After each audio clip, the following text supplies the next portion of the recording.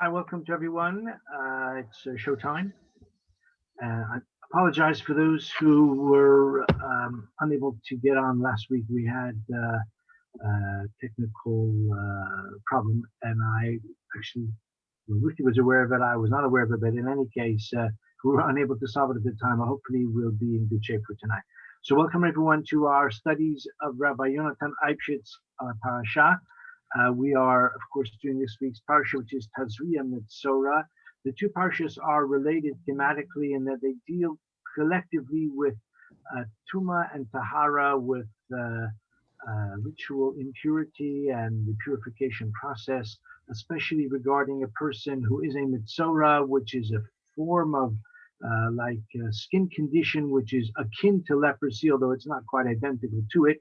And as we shall see, it's associated with certain types of transgressions. And this can affect the person, his body or her body, can affect the garment, and can affect building as well. And all of that is contained in our double parsha today, Tazria-Metzora, or this Shabbos, Tazria-Metzora. So let's start at the beginning, and that is chapter 13, verses 1, actually not verses 1. We're starting with chapter 13, verses 6, 7, 8. So the Torah speaks of a sorry, I got the wrong chapter. Verse chapter 12. Let's try it again. Yeah, chapter 12, Parak Beis. V'ader Hashem l'Moshe lemar. Speak to the children of Israel. A woman who conceives and bears a son. So she's Timeya, she's ritually impure for 7 days. On the 8th day, he is circumcised. Take it forward a few more verses, and the Torah describes something which is not part of our contemporary practice because it relates to the ritual in the Beis Hamikdash. But let's see what we can learn about it tonight. Verse 6. After her days of purification have been completed for a son or for a daughter, she has to bring a sheep, 1 year old, as an ola, as an all burnt offering. A korban ola is an ascent offering. Uven yona otor, and a young dove or a turtle dove. Tor is a turtle dove. By the way, the word turtle dove is not related to turtles. It comes from this word tor. Tor became turtle. A tor is a dove. It's called a turtle dove. Lachatas, as a sin offering, and she should bring it to the entrance of the Oel Moed, etc. And she has to bring these offerings as a result, evidently, of having given birth. And requires an explanation. Why is there such a mitzvah? Why is there such a requirement that a woman after childbirth, not immediately after, but after the lapse of these days, which is generally 40 days for a male, 80 days for a female, and she doesn't have to do it immediately, but sometime after that, she should come to the Beis Hamikdash, and she should bring these two offerings. She has to bring an ascent offering and a sin offering. And the commentaries wonder what's the purpose of it. So I'd like to share with you the approach of my friend for the year, Rabbi Yonatan Eibeschutz. He says something quite novel, perhaps not unique, but it is a novel approach. He says that these offerings are not to atone for this woman's transgression. What did she do? She conceived, she gave birth. This is a source of joy. It's obviously doing what comes naturally. If she were to fail to conceive, fail to bear a child, or decline to do that, the Jewish people and the human race itself could not endure it. So why is there a need for a sin offering? Transgression, what's going on here? So Rashi has a famous approach, but Rabbi Yonatan Eibeschutz says it must be here that the Torah is telling us not about the wrongdoing of this woman. She's done nothing wrong at all, but rather it reflects the need to atone for the transgression of Adam and Eve. Her experience of childbirth evokes the recollection of the very first generation of mankind, of Adam and Chava.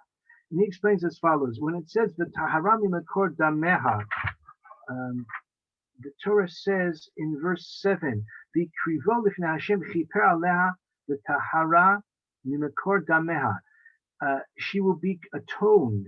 That is to say, this offering will atone for her, but Tahara, and she is purified mimekor dameha, from the source of her blood. Says Rabbi Eibeschutz, this is a remez. The word dameha, her blood, refers to her mortality. Blood is a symbol of mortality.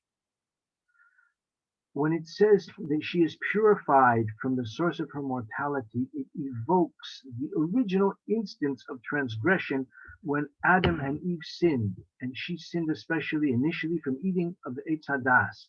When it says Makor Dameha, the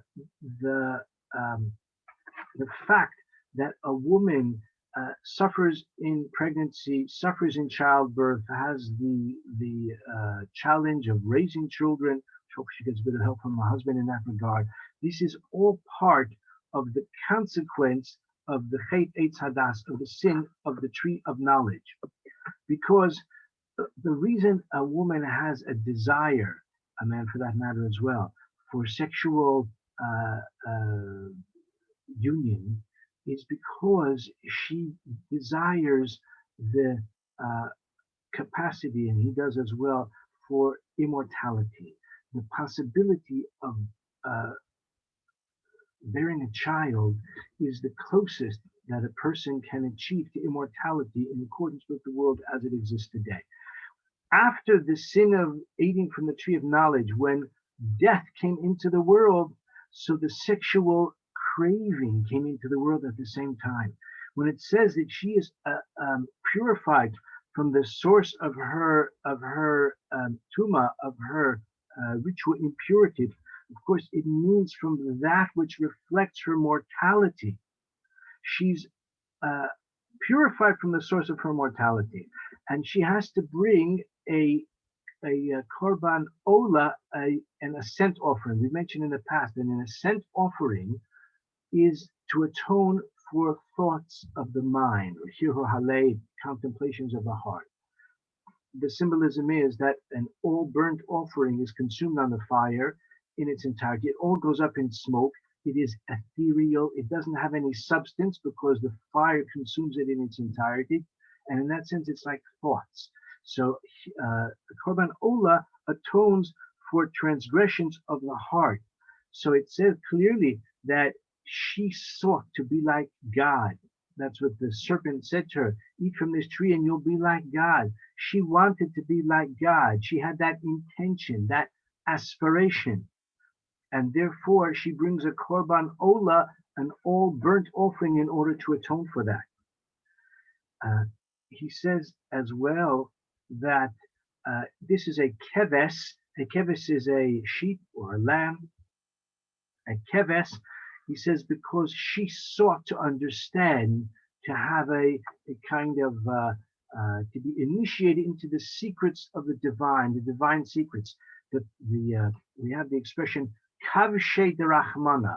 Kavshe derachmana are divine secrets, the secrets of God, that which he does not disclose to man, to mortal man or woman.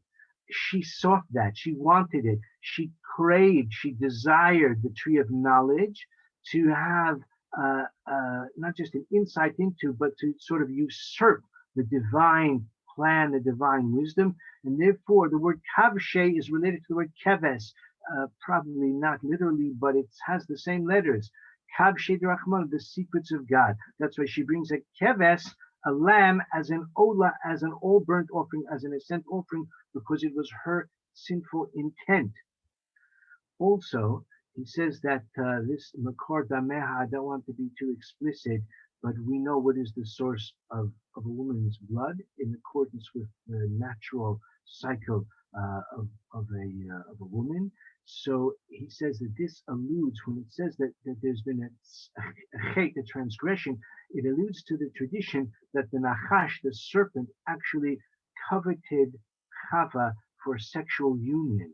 And again, I don't want to explore that. There's not the time, but it doesn't take that much imagination to recognize the commonality. And according to our tradition, the serpent indeed copulated with Chava and implanted within her that impurity, as a result of which she has the sexual urge. The sexual craving is a result of what the serpent implanted within her.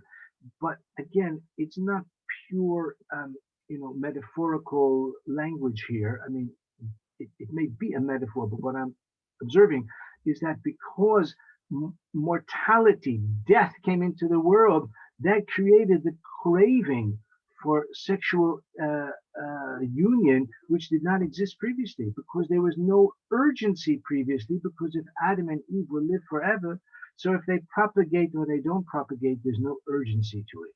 But of course, after the Chet, there is that necessity. She brings as a chatas, as a sin offering, we said a dove, a young dove or a turtle dove. What's the symbolism of the dove? So according to our tradition, and actually I looked it up on Wikipedia, if one can believe Wikipedia, and it is the case that doves are among a small number of bird species that mate for life. Most birds do not. Each season, or maybe within the season, they'll choose a different mate. The dove does not. The dove does not abandon its nest. If it has been tampered with, it will still maintain its nest. And the dove, the pair of doves that are mating, do not abandon one another. They mate for life, and that is unusual in the bird kingdom. So this is a symbol for the need for a constancy rather than promiscuity.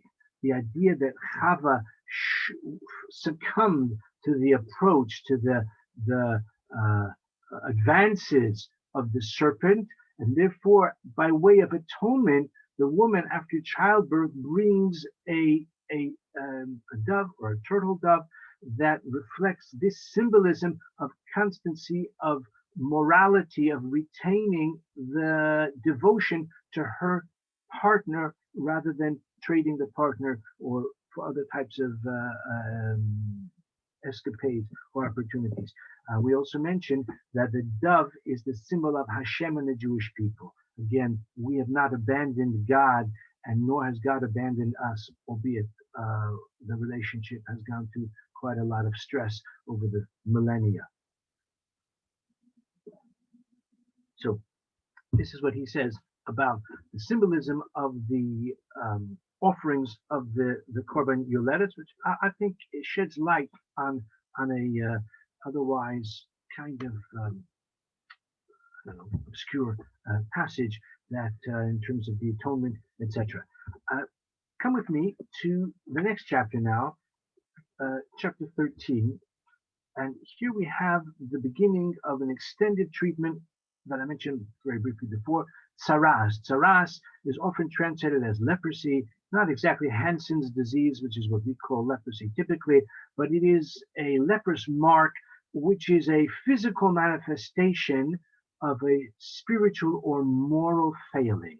And the Torah speaks quite a lot about Tsaras. We have it extensively right here in our Parasha. It's mentioned other places in the Torah as well. Moshe Rabbeinu was struck with Tsaras. Miriam was struck with Tsaras. Others as well, some whose names are mentioned, others who are only identified by the fact that they were Mitzoraim. So it's a feature that was, I don't know how commonplace it was, in terms of the statistics, but it featured prominently in the ancient world, in the ancient Jewish world at any rate. Let's see what we can learn about it. Again, it's not something which is part of our contemporary experience, but Rabbi Yonatan Eibeschutz has a suggestion that the Gemara itself says that Tsaras is the result. So let me just start at the beginning, which is quite well known, that it's especially associated with Lashon Hara, with transgressions of the tongue, of speech, which is derogatory, which is slanderous, which is malevolent, even if it's true, if it's defamatory or derogatory, it's forbidden, as I'm sure you know. And Tsaras is associated with that. And of course, we learn this from the prominent example of Miriam, described at the end of Parshas Beha'aloscha. However, the Gemara in Erchin mentions several other associations of Tsaras, and The Gemara says that actually tsaras is the result of the three cardinal sins. I hope you know we have three cardinal sins in our not just tradition, but it's halachic implications as well. They are cardinal sins in that a person is obligated to give up his life or her life rather than transgress. Generally speaking, one is allowed and even bidden to transgress in order to preserve his life or someone else's life. The three exceptions are with regard to idolatry, immorality, certain forms of sexual immorality, and bloodshed, murder. The Gemara says that tsaras comes as a result of these three. So Rabbi Yonatan Eibeschutz suggests that actually probably doesn't mean that the person is literally guilty of any of these three, because if so, these are all capital crimes also, and the transgressor should be destined for a more onerous punishment than this tsaras, which, as the Torah describes in our Parasha, there generally is a remedy for it. That is a process of purification, etc. So he says it must be that the intent of the Torah is that a person of the Talmud in saying that it comes that tsaras is a result of these two transgressions is me'ain. Me'ain means similar to. That is to say, if a person is guilty of behavior which is akin to each of these three. And he explains, I think very felicitously, how it accords closely to the three types of tsaras. So take a look at chapter 13, verse 2. Pasuk base. Adam kiyeh ba'or b'saro, a person, because it can happen to women as well. We mentioned Miriam is the classic instance actually in the Torah itself. A person kiyeh ba'or b'saro, who has on the skin of his flesh se'es o sapachas o baheres. Now these are three types of leprous marks. They're all different shades of white. The word se'es is related to the word like elevated. Sapachas is like it's a kind of skin condition, possibly psoriasis, and it even sounds a little bit like that. Or baheres is a white mark, which, as I said, they're all different shades of white. Says Yonatan Eibeschutz, se'es comes from the word raised up. If a person is raised up in his own mind, meaning if he has an elevated sense of self, if he is arrogant, so it says in the Talmud, someone who is arrogant, it's as if he is guilty of idolatry, because it's as if he's worshiping himself. He's not subservient to God. His arrogance, his self-importance leads him to feel as if I'll decide for myself what to do, what's right and what's wrong. The world revolves around me. That is an idolatrous impulse. So the Talmud says it's as if he is guilty of idolatry. Of course, this is hinted to in the word se'es, a person who is elevated in his own mind, in his own imagination, his own his heart or his sense of self-importance. So se'es refers to that person as the arrogance. That is me'ain. That is similar to. It's comparable to. It's a hint of idolatry. The next one he says is Gila Arayos is sexual transgression. So he says that this refers to a person, doesn't mean that he's actually guilty of adultery or incest or other types of transgressions, but he is overly fond of women. He keeps the company of women. He attracts them or they attract him. Like somebody once said about another person, you're a leader of men, a follower of women, but a leader of men. Someone who is a follower of women, so that is similar to, that is sort of drifting down the road towards sexual promiscuity and debauchery. He says this is like the Torah says, sapachas. Sapachas is one of the three. We said se'es, sapachas, baheres. Sapachas comes from the word associated or connected to. V'nispechu al beis Yaakov, or mispach. In a modern Hebrew, a mispach is an appendix, like to a book or to a monograph. So a person who attaches himself to women, or perhaps the opposite, the converse as well, this is similar to Gilarayas. It's heading down the road towards sexual promiscuity. It's hinted to the word sapachas. Of course, Baheres, which means white, Bahir is white. So he says this corresponds to bloodshed, because as the Talmud says, the Gemara in Bava Metzia says, Ha malbin penei chaveiro ki ilu shofech damim. Someone who shames another person publicly, malbin penei chaveiro barabim, who causes his face to go white. The Gemara says, Azal sumka va'asichiyura. The redness, the red hue in a person's face, a person who is humiliated, maybe his face turns red, but if he's totally mortified, as we might say, then the blood drains from his face entirely. Mal b'pnei chavero, an extreme form of humiliation, or heaping contumely on a person publicly, it's as if he's killed him. It's as if he's guilty of bloodshed. So that's hinted to in the word baheres. So these three terms, se'es, sapachas, baheres, correspond to these three transgressions. Of course, not the outright transgression, but something which is akin to it. Okay, and then he adds on just one further thing in the same passage. Of course, you could say the punishment or the prescription, the treatment for a person who is a Metzora, that is to say, he has been diagnosed as having this symptoms of tzaras, is quarantine. Hesger. Hesger means he is prevented from interaction with other people. Badad yeshev chutz lemachane ohalo moshavo. He is excluded. He is behesger. So he says that the idea of the hesger, which literally means closed off, is that if he was led to his errant behavior through the influence of other people, if he maybe is overly succumbs, he's overly prone to influence, to negative influences, which some people are, children are, teenagers are, adults are as well, actually to a great extent, maybe to a greater extent than we want to recognize. So if he's hanging around with the wrong people, so by isolating him from those deleterious influences, it may help him to recognize the source of his problems in order to improve. Or he says maybe it's the opposite. Maybe he's the cause of the problems, and therefore we don't want him to influence others, to bring others to sin. Either way, the hope is that by isolating him, he's got time to think, time to consider, there's no one to talk to, and he has an opportunity to consider how his behavior, especially Lashon Hara or other transgressions that we mentioned, have landed him in that position, in that situation.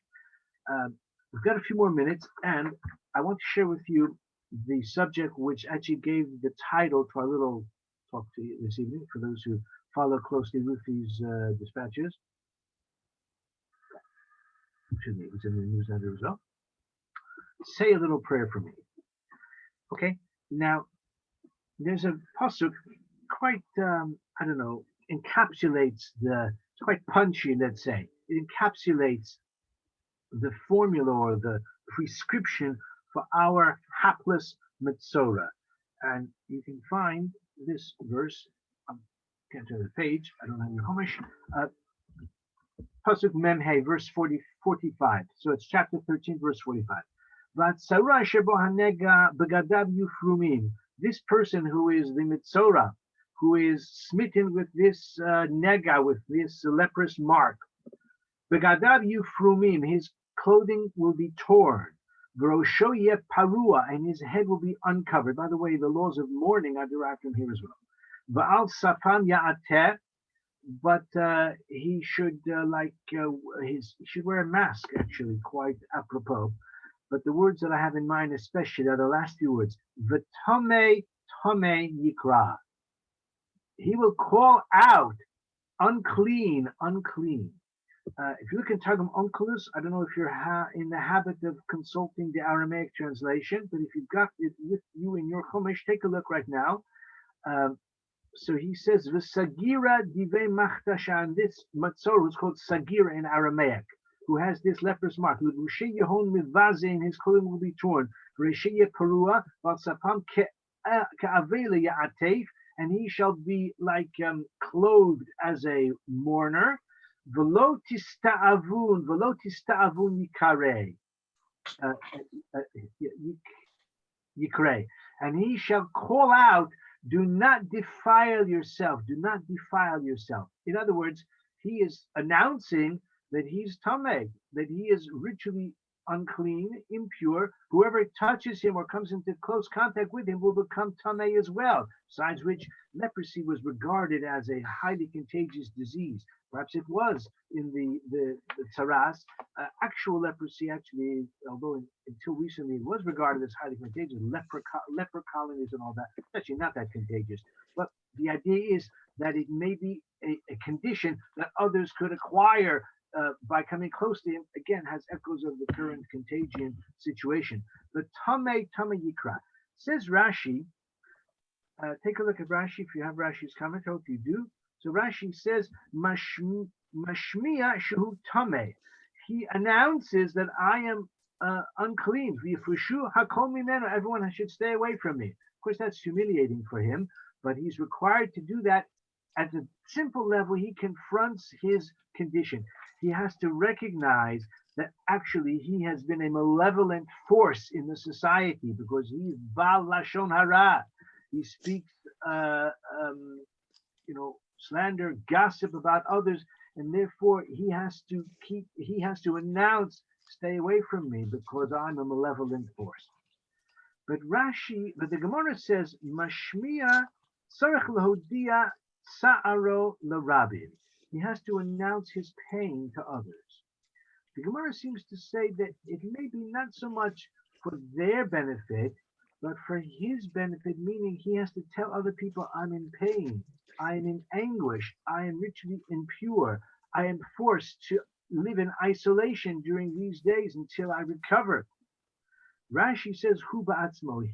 Rashi in his parish on the Gemara says, the Gemara in Shabbos, he says that the man himself or the woman has to announce that I'm ritually impure. What's the significance of that? Rabbi Eibeschutz asks, how is this different than another person who is suffering from some medical condition? Why does he have to tell people, I am ill, I am in pain, I'm in anguish? Why does he have to be the one to tell everyone? So he says that the Zohar explains that the Aramaic word for Metzora, we've seen it just now in Onkelos, is Sagira. Sagira, the one who is closed, the one who is closed off. Says the Gemara, says the Zohar, that it means that heaven is closed to his prayers. What's the significance of it? So Rashi says in Parshas Vayera, I know we're doing a lot of different Rashis quickly here, when the Torah describes how Yishmael was driven from the house because he was giving grief to Yitzchak, and he was driven with his mother Hagar, and they were headed off into the desert, and they ran out of water, and as a result, Yishmael was at risk of sunstroke or dehydration. Says the Torah that, just read the words, that Vaishma Elokim es kol hana'ar. God heard the voice of the lad. Rashi on the pasuk in Bereshis, Rashi says, Mikan shetfilas cholem yafa mitfilas acherim alav. From here we see God says, Vaishma Elokim es kol hana'ar. God heard the voice of the lad. From here we see that the prayer of one who is ill is more compelling, is more potent than the prayers of others on his behalf. So if a person is not well, his prayers for his own recovery are more effective than someone else's prayers for him. The problem is that so that's why normally if a person is ill, he doesn't need to announce to everyone, pray for me. He needs to pray for himself. That's the most effective prayer. The problem is that this Metzora doesn't have that option because according to the Zohar, his prayers are closed off. God does not hearken to his prayers. Therefore, he has no choice but to say, Lo di'etza'aro l'Rabbi, to tell others, to plead with others, they should pray for him. This is say a little prayer for me. He has abused his power of speech to malign others, and therefore he now has to plead with others to use their power of speech to pray on his behalf. That humbling experience hopefully will instill within him the determination and the commitment to change his ways for the better. This is why we've called our little shir tonight, in terms of this last point, say a little prayer for me, because the Metzora cannot pray effectively for himself. That's why Tameh Yikra, he tells others that I am in pain, I am ritually impure, I am stricken with saras, please pray on my behalf. So that's the third thing we learned. Just to review briefly, just go backwards. The second thing we learned is that se'es, sapachas, baheres correspond respectively to arrogance, which is like avodah zarah, to someone who is overly flirtatious and attaches himself to women to an excessive extent, which is similar to Gilu Arayas, to sexual promiscuity, and that is corresponding to the word mispach, which is to attach. And then the third one was the baheres, which is the white mark, means by here. And we said this is like, it's akin to bloodshed, a person who shames someone else publicly. And the first thing we said was the explanation for the woman who brings offerings after childbirth. We said she hasn't done anything wrong, but it evokes the initial example of transgression on the part of Adam and Chava eating from the tree of knowledge. We explained that. I'm afraid, as last week, I've got to go to Myra. So thank you everyone for your participation, for listening. I hope you're listening. Anyway, I've been talking. You signed on anyway, and I'm sure. Thank you. Yeah, thank you.